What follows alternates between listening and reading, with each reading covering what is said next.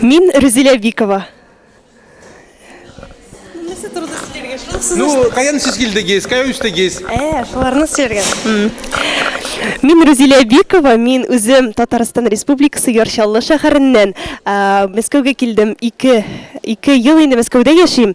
Һәм менә хәзерге вакытта Мәскәүдә мәдәният өлкәсендә эшлим. Мәдәниятне күтәрәсем килә. Үземне күрсәтәсем килә. Һәм миңа күпләр әйтә иде, татар кызы дигән конкурс бар дип, һәм инде катнаш диләр, син бик саф татарча сөйләшәсең, матур җырлыйсың, бисең, шибәрсең дип әйткәч инде, әйдә үзеңне сына дигәч, мин татар кызында катнашырга булдым, үземне сынарга да булдым, күрсәтергә, җиңәргә килдем, әлбәттә. Инде монда бүтән кыз шул хәтле шибәр, матур булган, мин менә шундый матур кызлар белән танышуыма бик шатмын. Без алар белән тырыштык, 1 ай йөрдек репетицияларга, үзебезне күрсәттек. Менә хәзер без нәрсә? Менә хәзер сөйләү.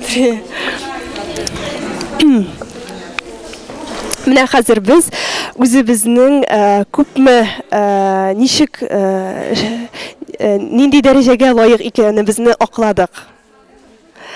Һәм менә шундый номинацияларга лаек булдык. Без шиксез шатбыз, һәрберебез дә бер-беребезне яратабыз һәм алга таба да дус булырга ризалык бирдек. Инде бу бик нык шатландыра.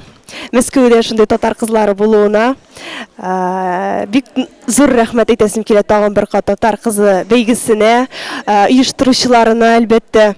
Инде алар күп көч куйдылар безгә. Без дә тырыштык аларның көчен заяга итмәскә, күрсәтмәскә. Сез хәзер дуслар булдыгыз, дуслар? Әйе. Дуслар булып калдык. Инде планнар сезнең, планнар нинди? Планнар хәзер инде әлбәттә август аенда полуфинал булачак Казанда. Шунда үземне дөрес дәрәҗәдә, югары дәрәҗәдә күрсәтүемне, Мәскәүне күрсәтүне хәзер.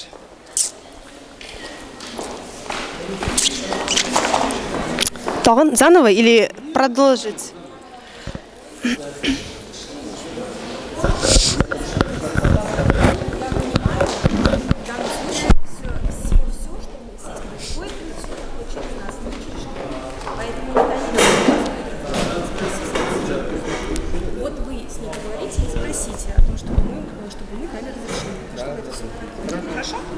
Если бы просто будет, если бы я сейчас